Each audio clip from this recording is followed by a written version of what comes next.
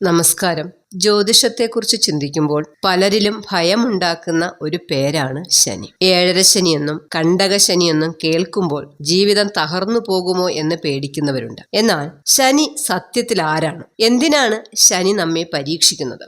ജാതകത്തിലെ ശനിയും ഇപ്പോൾ സഞ്ചരിച്ചു കൊണ്ടിരിക്കുന്ന ശനിയും തമ്മിലുള്ള ബന്ധമെന്താണ്? ശനി ശിക്ഷകനല്ല, ഗുരുവാണെന്നറിയാമോ? ശനിദോഷങ്ങളും പരിഹാരങ്ങളെയും കുറിച്ചിട്ടാണ് ഈ വീഡിയോയിൽ ഇന്ന് നമ്മൾ സംസാരിക്കുന്നത്. സൂര്യപുത്രനായ ശനി ഗ്രഹങ്ങളിൽ ഏറ്റവും സാവധാനം സഞ്ചരിക്കുന്ന ഗ്രഹമാണ്. അതുകൊണ്ടാണ് ശനിയെ മന്ദൻ എന്ന് വിളിക്കുന്നത്. ശനിയുടെ സ്വഭാവത്തെക്കുറിച്ച് അറിഞ്ഞാൽ നമുക്ക് ഇപ്പോഴുള്ള പേടി മാറും. നമ്മൾ ചെയ്യുന്ന നല്ലതിനും ചീത്തയ്ക്കും കൃത്യമായ ഫലം നൽകുന്ന ജഡ്ജിയാണ് ശനി എന്നുള്ളതാണ്. അലസതയും അഹങ്കാരവും ശനിക്ക് ഇഷ്ടമല്ല. നമ്മളെ വിനയമുള്ളവരാക്കാൻ ശനി ശ്രമിക്കുന്നു എന്നുള്ളതാണ് ഈ ശനി കാലഘട്ടത്തിൽ നമ്മൾ മനസ്സിലാക്കുന്ന ഒരു പാഠം. കള്ളം പറയുന്നവരെയും ചതിക്കുന്നവരെയും ശനി വെറുക്കുന്നു.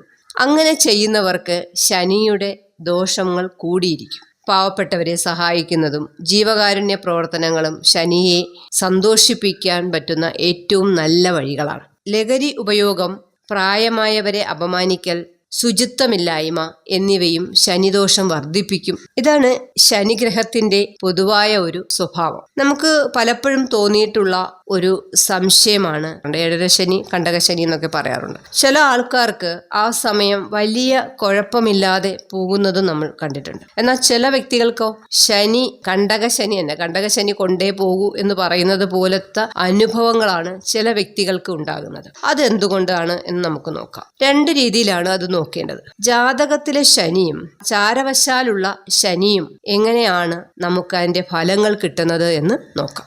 നിങ്ങൾ ജനിച്ച സമയത്ത് ശനി എവിടെയായിരുന്നു എന്നതാണ് ജാതകത്തിലെ ശനി. ഇത് നിങ്ങളുടെ ആയുസ്സിനെയും കരിയറിനെയും അടിസ്ഥാനപരമായിട്ട് സ്വാധീനിക്കുന്നു.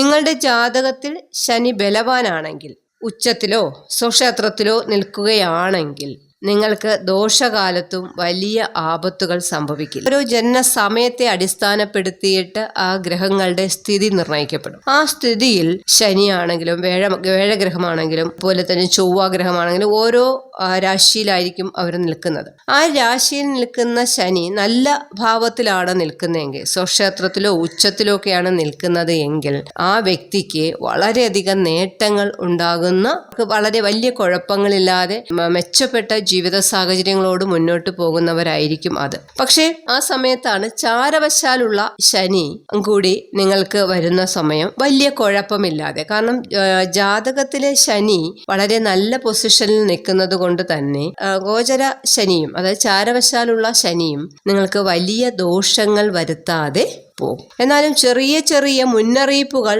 ശനി കാലഘട്ടത്തിൽ നമ്മൾ അനുഭവിക്കേണ്ടതുണ്ട്. കാരണം നമുക്ക് ഉണ്ടാകുന്ന തെറ്റുകൾ തിരുത്തപ്പെടാൻ ശനി ഇടപെടും. അപ്പോൾ അതുകൊണ്ട് തന്നെ ശനി കാലഘട്ടത്തിൽ ചെറുതായിട്ടെങ്കിലും ചില അനുഭവങ്ങൾ നമ്മളെ തേടി വരും. പക്ഷെ ശനിയുടെ വലിയ ദോഷങ്ങൾ നമ്മുടെ പ്രവൃത്തി കൊണ്ട് മാറ്റാൻ നമുക്ക് സാധിക്കും. അതിന് നല്ല പ്രവർത്തികൾ, ശനി എന്ന് പറയുന്ന രുചിയാണ് എന്ന് ഞാൻ പറഞ്ഞു. അതുകൊണ്ട് തന്നെ നമ്മൾ അവിടെ ചെയ്യുന്ന ശരികളായിരിക്കണം നമ്മൾ ചെയ്യേണ്ടത്. നമ്മൾ തെറ്റ് ചെയ്താൽ തീർച്ചയായിട്ടും ശിക്ഷിക്കപ്പെടും. അത് തന്നെയാണ് ശനിയും ചെയ്യുന്നത്. ചാരവശാലുള്ള ശനി ഇപ്പോൾ ഏത് രാശിയിലൂടെ ആണ് പോകുന്നത് എന്ന് നമ്മൾ നോക്കും. അങ്ങനെ നോക്കിയിട്ടാണ് ഇതിന്റെ ഫലങ്ങൾ പറയുക. ചാരവശാലുള്ള ഫലങ്ങൾ പറയുമ്പോൾ ഏഴര ശനി, കണ്ടകശനി, അഷ്ടമശനി ഒക്കെ എങ്ങനെയാണ് നിങ്ങളുടെ ജാതകത്തിൽ അല്ലെങ്കിൽ ഓരോ നക്ഷത്രക്കാരുടെയും ഏത് രാശിയിലാണ് നിൽക്കുന്നത് എന്നതിനെ അടിസ്ഥാനപ്പെടുത്തിയാണ് ഇതിന്റെ ചാരവശാലുള്ള ശനിയുടെ യാത്രയും അതിന്റെ ഗുണദോഷങ്ങളെയും കുറിച്ച് പറയുന്നത്.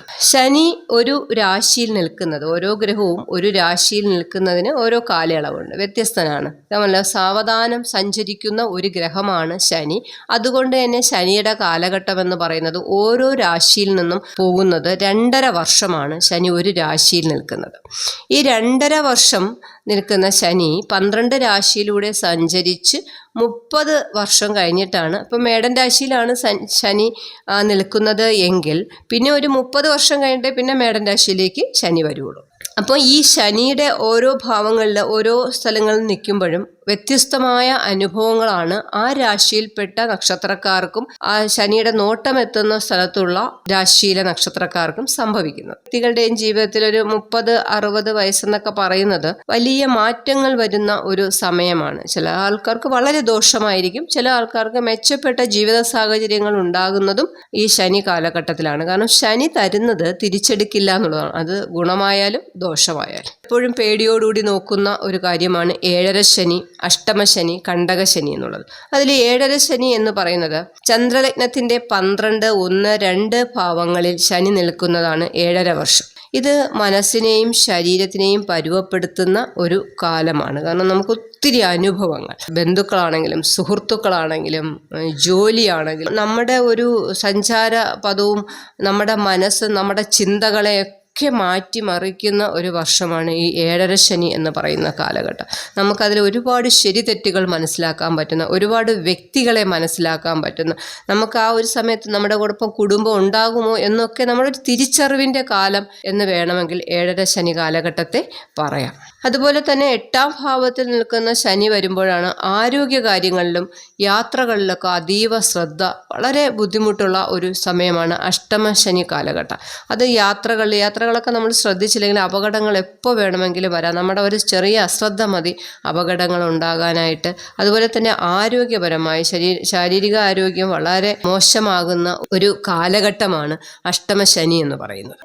കണ്ടകശനി എന്ന് പറയുന്നത് 4, 7, 10 ഭാവങ്ങളിൽ ശനി വരുമ്പോഴാണ് കണ്ടകശനി എന്ന് പറയുന്നത്. അത് വീടിനെ സൂചിപ്പിക്കുന്നു, ജോലിയെ സൂചിപ്പിക്കുന്നു, ദാമ്പത്യം എന്നിവയിലൊക്കെ മാറ്റങ്ങളോ വെല്ലുവിളികളോ ഒക്കെ കൊണ്ടുവന്നേക്കും. അപ്പം ജോലിയിലൊക്കെ നമ്മൾ കൂടുതൽ ജോലി ചെയ്യണം.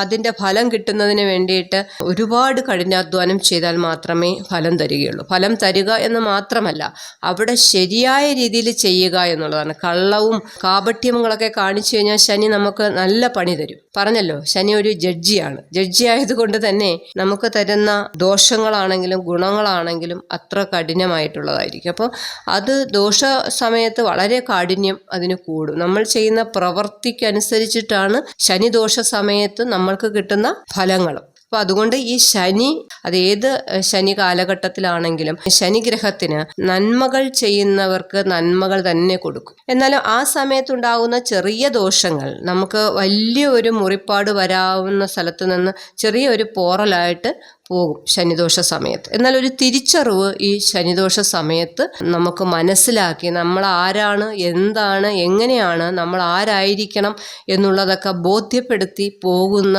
ഒരു കാലഘട്ടമാണ്, ഒരു തിരിച്ചറിവിൻ്റെ കാലഘട്ടമാണ് ഈ ശനിദോഷ സമയങ്ങൾ, അല്ലെങ്കിൽ ശനി കാലഘട്ടം, ശനിയുടെ സഞ്ചാര കാലഘട്ടം എന്ന് നമുക്ക് വേണമെങ്കിൽ പറയാം. പരിഹാരങ്ങളും നമ്മൾ വളരെയധികം ശ്രദ്ധിക്കേണ്ടതുമായിട്ടുള്ള കാര്യങ്ങളുണ്ട്.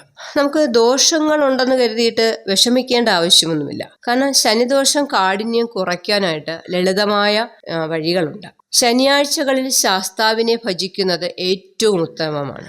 ഈശ്വര ഭജനം തന്നെയാണ് ഏറ്റവും വലിയ കാര്യം. ശനിയുടെ കാലഘട്ടത്തിൽ എള്ളുപായസമോ നീരാഞ്ജനമോ വഴിപാടായും നിങ്ങൾക്ക് നൽകാം. എല്ലാ ശനിയാഴ്ചകളിലും ശാസ്ത്രത്തിൽ പോകുന്നതും ശാസ്താവിനെ ഭജിക്കുന്നതുമൊക്കെ ഏറ്റവും ഉത്തമമായിട്ടുള്ള കാര്യമാണ്. അതുപോലെ തന്നെയാണ് ശിവക്ഷേത്ര ദർശനവും. ശനിയുടെ ഗുരുവാണ് ശിവൻ. അപ്പോൾ ശിവനെ ആരാധിക്കുന്നതും ദോഷശമനത്തിന് നിങ്ങളെ സഹായിക്കും. പ്രധാനപ്പെട്ട ഒരു കാര്യമെന്ന് പറയുന്നത്, ശ്രദ്ധിക്കേണ്ട ഒരു കാര്യം, ജോലിയിൽ സത്യസന്ധത പാലിക്കുക എന്നുള്ളതാണ്. ശനിയാഴ്ചകളിൽ സാധുക്കൾക്ക് ആഹാരം നൽകുന്നതും ദാനം നൽകുന്നതും ഒക്കെ നമ്മുടെ ദോഷത്തെ കുറയ്ക്കും. പിന്നെ സ്വഭാവം, അലസമായിട്ടിരിക്കുന്നത് ഒന്നും ശനി ഭഗവാൻ ഇഷ്ടമല്ല. ലഹരി പദാർത്ഥങ്ങൾ പൂർണ്ണമായി ഉപേക്ഷിക്കുക. അതുപോലെ തന്നെ നഖവും ശരീരത്തിനും എപ്പോഴും വൃത്തിയായിട്ട് സൂക്ഷിക്കണം. വ്യക്തി ശുചിത്വം പാലിക്കണം, അത് ശനി ഭഗവാന് നിർബന്ധമാണ്. അതുപോലെ തന്നെ അലസത ഒഴിവാക്കുക, ലഹരി പദാർത്ഥങ്ങൾ പൂർണ്ണമായിട്ടും ഒഴിവാക്കുക. ഇതൊക്കെ നമ്മുടെ സ്വഭാവത്തിൽ വരുത്തേണ്ട മാറ്റങ്ങളാണ്. ഈശ്വരഭജനവും നല്ല പ്രവൃത്തിയും ഒക്കെ ചെയ്ത് മുന്നോട്ട് പോകുവാനാണ് ശനി ഭഗവാൻ പറയുന്നത്.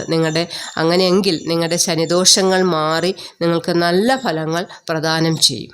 ചുരുക്കത്തിൽ ശനി നമ്മെ തകർക്കാനല്ല, മറിച്ച് നമ്മുടെ ഉള്ളിലെ കുറവുകൾ മാറ്റി നമ്മളെ കരുത്തരാക്കാനാണ് വരുന്നത്. ധർമ്മ വഴിയിൽ ജീവിക്കുന്നവരെ ശനി ഒരിക്കലും കൈവിടില്ല. നല്ല കർമ്മങ്ങൾ ചെയ്ത് ഈശ്വര പ്രാർത്ഥനയോടുകൂടി നല്ല വാക്കുകൾ ചൊല്ലി നല്ല പ്രവർത്തികൾ ചെയ്ത് നമ്മൾ ജീവിക്കുകയാണ് എങ്കിൽ ലഹരി പദാർത്ഥങ്ങളൊക്കെ ഒഴിവാക്കി കഠിനാധ്വാനം ചെയ്യുന്നവരെ ശനി അവർക്ക് വേണ്ട സഹായങ്ങൾ ചെയ്തു കൊടുത്ത് അവരെ രക്ഷപ്പെടുത്തും ശനി ഭഗവാൻ. അതല്ല മറിച്ചാണ് നമ്മൾ ചെയ്യുന്നതെങ്കിൽ ശനിയുടെ എല്ലാ ദോഷങ്ങളും നമ്മൾ അനുഭവിക്കാൻ ബാധ്യസ്ഥരാകും. അപ്പോൾ ഈ അറിവ് നിങ്ങൾക്ക് ഉപകരിച്ചുവെങ്കിൽ ലൈക്ക് ചെയ്യാനും മറ്റുള്ളവരിലേക്ക് ഷെയർ ചെയ്യാനും മറക്കരുത്. കൂടുതൽ ജ്യോതിഷ അറിവുകൾക്കായിട്ട് ഈ ചാനൽ സബ്സ്ക്രൈബ് ചെയ്യുക. നന്ദി.